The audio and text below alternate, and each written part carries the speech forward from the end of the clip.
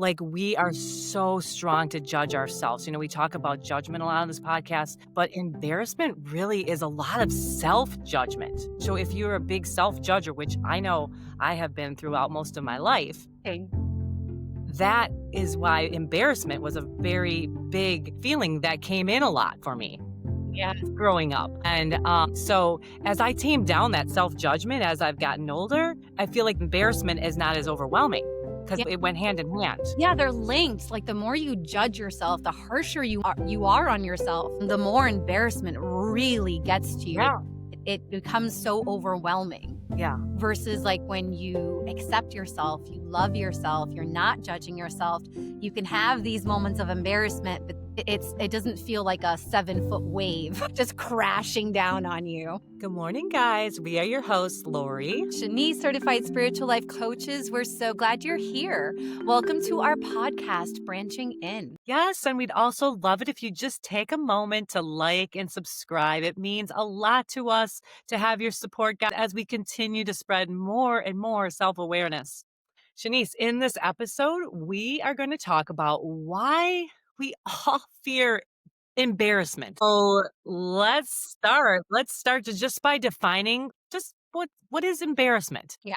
So embarrassment is a self-conscious emotion that arises when we believe we have failed to uphold a social norm and fear negative evaluation from others. It's tied to feelings of inadequacy and stems from a lack of self-acceptance, which is the root cause of embarrassment. Yeah, and embarrassment focuses on our social image being undermined in front of others. So it can threaten, our identity and our place in the world, which, oh my gosh, Yeah. so true. Yes, it's like one of the most uncomfortable emotions is embarrassment. And that's like our first instinct is to flee and prevent any sort of embarrassment at all costs. But it's such a normal part of the human experience, which is why we created this episode today, because we really want to hone in on that and help everyone give themselves permission to feel embarrassment. So why does this feeling, which is often harmless, feel so intensely uncomfortable and awkward? Why is our instinct to flee the moment? Yeah, I know mine is like when I've been in embarrassing situations. First of all, it's weird because you have this whole physical thing going on. You start getting really warm and your face starts getting really red. And you're like, and you can't hide the embarrassment No, even oh, because your that's the body worst shows up. part. It shows on your face and you can't hide it. Damn it. And, it's really like it's a social pain. And it comes from being afraid of not belonging, like feeling odd, feeling different, not belonging. That's what comes in for me when I think about why it's so awkward. I Yeah. mean, why I want to run because I'm not comfortable. I'm absolutely uncomfortable. Yeah. And we talk about on this podcast all the time trying to get comfortable being uncomfortable. Yeah. And this is one of these really uncomfortable places is embarrassment. Yes. Yeah, and like we said, the root of embarrassment is a lack of self-acceptance, and it's like when we don't fully accept ourselves, small mistakes feel like proof that we're not enough. Yeah. And so we get into that embarrassed feeling and it just and I've been there. I feel it so strongly. I've been there so many times where I didn't feel enough in those moments. I felt like I had to hide a Yeah, you part of don't me. yeah, you just wanna flee. I know I'm trying to think of I've been embarrassed many, many times in my life. And from little things to, walking in a room and tripping, which that's just like a common thing now, so I'm not as embarrassed because 'cause I've done it so many times. On the flattest surface, there's Yeah, nothing to yeah. trip on. I mean, How? How? I gotta practice wearing heels before I leave the house, for I don't wear a bit. heels anymore. You know Heels. yeah, if I have to, like, if I'm gonna go somewhere that I literally have to practice 'cause it's like, I'm not gonna be graceful at this. I'm gonna be, like, otherwise looking so awkward and feeling embarrassed that I have, like, issues being able to look graceful walking in heels. Yeah. But, yeah, so there's been so many times, Shanice, that I have been embarrassed from little things to big things, and, I was really trying to think of a time that, that, I've been really hit with embarrassment that I just wanted to hide. I know back in when I was a teenager, some of my most embarrassing times, and I think makes sense because it was when I was the least grounded and the most insecure in my life, is in my teenage years, because that is when everything matters what everybody says around you. I mean, you're really that defines you, like what others think of you. Yeah. So that's the era of that. So that's probably where I was coming in with the most embarrassing times for me, to give an example. And so for me, back when I was dating somebody and bringing somebody home to meet my family always loved pulling out pictures of, like, my worst pictures. Like, yes. And I remember being, like, begging, like, my siblings, my parent, like, "Everybody tone it down when I'm bringing him over. Let's not tell all my goofy stuff. Let's not show the pictures. Let's not any of that." And that didn't always happen, and that was hugely embarrassing for me. And, like, why? Like, it was so embarrassing. Well, one, yeah, I wasn't comfortable with some of those pictures of me. I wasn't comfortable with all of me. I mean, I was very critical of no, that picture doesn't look good. No, that one I look fat. No, that one I have, a big freckle here. I was so critical of myself that, of course, that's going to be super embarrassing if I don't feel it meets the social norm and I don't look my best. And I'm trying to impress this new person that's in my life that I wanna date and be with. So, it's having that in the background that added to that embarrassment that my family loved to do, when I'd bring somebody new into the house. Yes, I can relate. I had that. It wasn't photos for me, it was old homemade videos, and I'm just like, "Please don't show anybody," which of course they did, and then I Yeah, would run to the bathroom and lock myself in the bathroom and hide because yeah. I I'd cry. was mortified. But yes, no, so I can definitely relate. Okay, so I was thinking too, like, what's my embarrassing story? And one of the ones that came up for me was when I moved to Connecticut, which is where I live now. I was 7 years old and I didn't speak any English. And so I went to elementary school and I couldn't talk with anybody. So like I remember I have this very specific memory of me being at recess and I'm kind of just standing outside and all of the other kids would like someone would like shove a kid towards me like they were almost like daring him or daring them to like ask me a question, but because I didn't know any English, I couldn't really respond, and it was just there was a lot of pointing and laughing, and I just remember standing there, like, absolutely mortified, and I just wanted to leave, and I didn't understand what they were saying. I didn't speak the language, and it was just such, like, a very lonely feeling. Yeah, and that lasted because I it took me about 2 years to, like, start speaking English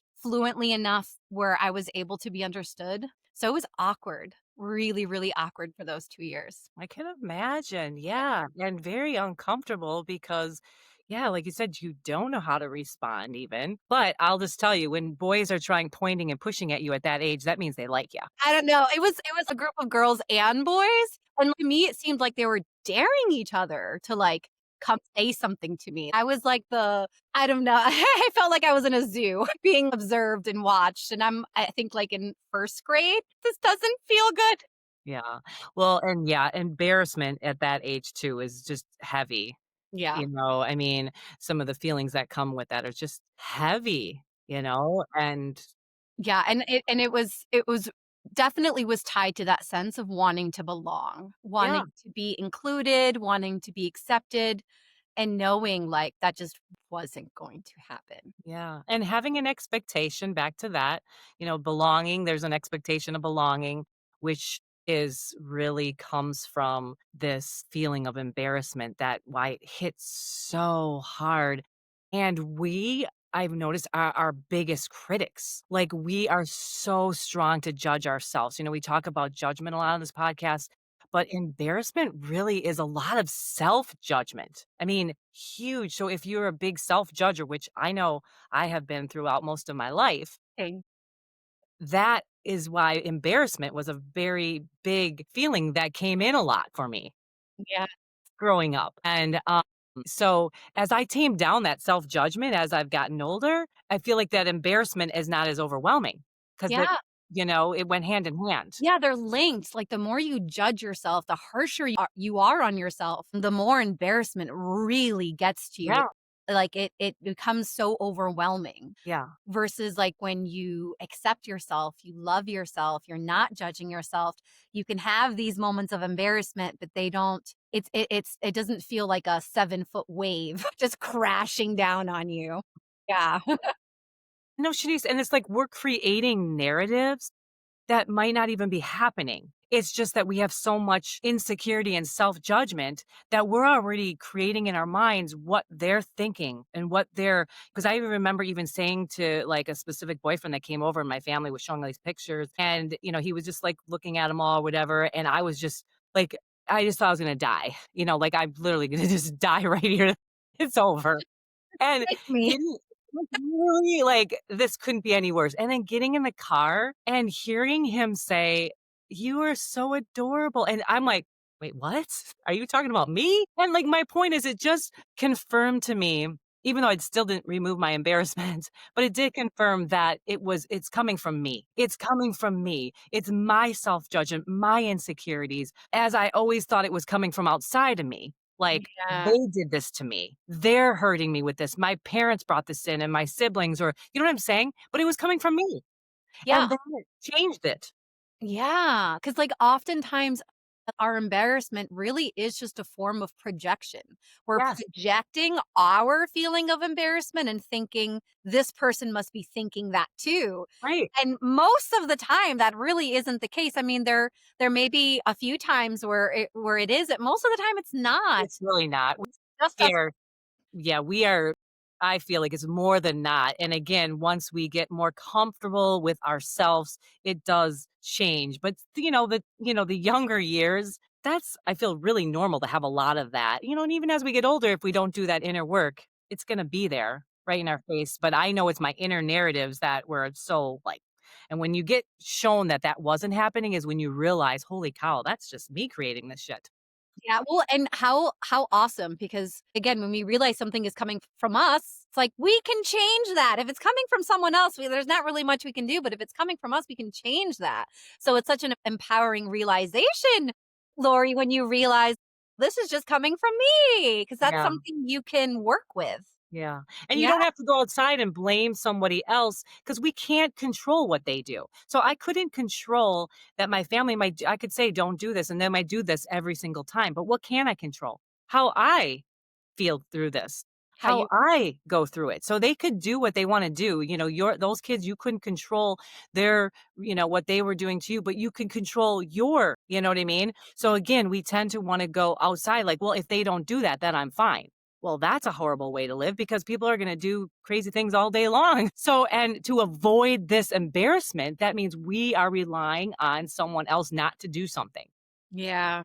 for us to feel a certain way. Yeah, or we're trying to, like, control everything so much so that we're never put in that situation, which, I mean, that's just I mean, you're leaking energy, like, that's such Yeah, it's exhausting. Yes, Well, it and is. you're pre-planning in your mind, so if we do this and I wear this and I say this and we go at this time, then it's gonna be fine, and I Yeah, won't, and that is so that's the point I'm making is the realization of, putting it on yourself yes, and working there, and then you can handle it. So let's talk, Shanice, like, what are the benefits of feeling embarrassment? yes, so people view embarrassment as a negative feeling, but Definitely. surprise, it's actually a healing feeling. Embarrassment is a healing feeling because it allows you to accept yourself as you are and embody your authentic self. Yeah, So it's it really actually for you. It's not like the universe conspiring against you. Every time you feel embarrassment is an opportunity for you to accept yourself and love yourself no matter what anyone else whatever else is happening in the room you can go within. So it's really great in that way when you view it from that perception. And you know what? And what it teaches me too to be embarrassed is to laugh at myself. Like Yeah. when you're talking, I'm thinking about that. Like when I have some crazy embarrassing things going forward. And when I come home and tell my kids, I am literally laughing, like, and taking it so much lighter because I'm like, I am so goofy. Oh my gosh. and realizing I am not perfect and nobody is. And it's giving permission to my kids and to whoever else I'm talking to do the same. Because Yeah. again, our kids are watching us, which is always important to me to, relate back to how I'm responding to embarrassment. Because again, how our parents responded is also a little bit what we got. We were a little more self conscious if our parents were really self conscious, right? Yeah. Because it That was really comes from definitely being learned. right. Yeah. So it comes from that self consciousness. So it's a big deal to feel that feeling and to embrace that. It's uncomfortable. Like every other feeling we talk about is in the beginning, but the more we do it, that changes. Yeah. Yes. No, I love that. I have definitely noticed the same. Now that I accept myself and love myself more when embarrassing situations do come up, I just like more than anything, I just find them to be silly. I'm just like, oh, I'm so silly. I'm such a goof, I'm much quicker to laughter than I used to be. Yeah, and then the other thing is, by us not blocking, Shanice, our feelings of embarrassment, we won't feel the need to be perfect, and that actually stops us from coming out of the gate. Like public speaking, that can be embarrassing. That can be really hard, and we're like trying so hard to be perfect and coming out of the gate. But by blocking that feeling of embarrassment, you don't have to need to feel perfect. Do Yeah. you know what I mean? Like, that's a huge benefit of feeling embarrassed, knowing that, like when we talk on this podcast, for an example, I might, repeat my words or not, say everything correctly or whatever, and being okay with that, Yeah. Yeah. I right? stumble over my words constantly. Relatable. That's real. All feel this way. So it's not as embarrassing if we really see how relatable this is, too. Because we always think it's just us. It's all about us. We're the only ones that have done this. We're the only ones that talk. Everybody is much more educated. Everybody is much can talk better. Whatever we're thinking. It's no, Yeah. And and like so what if they are? And also, and they might be. And so what? yes. And so what? Yes. No, I love that. And when we are being true to ourselves and we allow ourselves to feel that feeling of embarrassment, we're giving others permission to show up in that way. Like, oh, well, maybe I don't have to be perfect. Like, look at them just being real. Maybe I can be real. You're being true to yourself. It spreads. It's like throwing a stone in water. The ripple effect is incredible. So that's like another benefit of allowing yourself to feel embarrassed or giving other people permission to feel that, to feel Yeah. embarrassed and not let that slow them down. Yeah, and that's kind of what I was saying, Shanice, giving permission is when you have little ones watching you, giving them permission, especially teenagers, Yeah.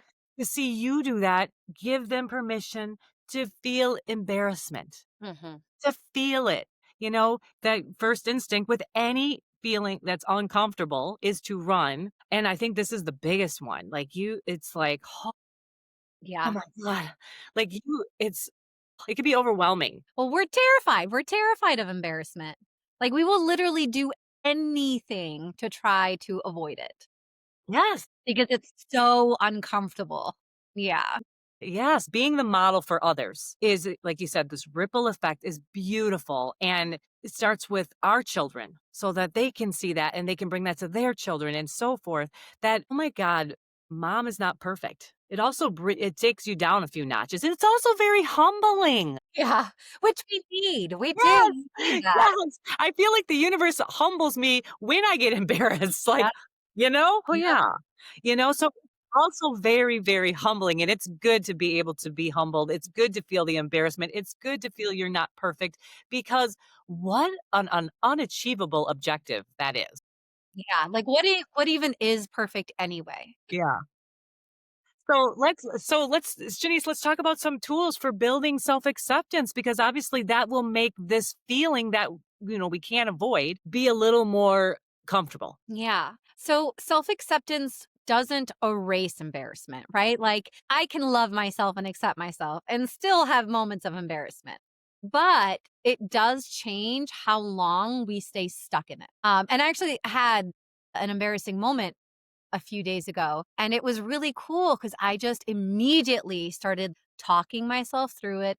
loving on myself, telling myself how much I love me and accept me and that it's okay. And I moved through the feeling of embarrassment so quickly and like immediately got to the benefit of it. And it was really cool. Like it really goes to show how much accepting and loving yourself can help you move through embarrassment so quickly. You don't have to stay stuck in there for so long. You don't have to stay red forever. The heat goes away faster. It's so funny that that comes with that when you think about that. Yeah, right? Heck, it's the one feeling that you really oh, Yeah. and, also, reframe, mistakes as part of growth instead of, as like this evidence that I'm inadequate, taking that perspective like, oh, this means I'm inadequate, because, whatever. No, mistakes, and I don't even call 'em mistakes. Like, I don't even like that word mistake, to be honest with you. Mistakes, there is no mistakes. No, just lessons, right? It's not a mistake. That's a very, like, it wasn't supposed to be. Or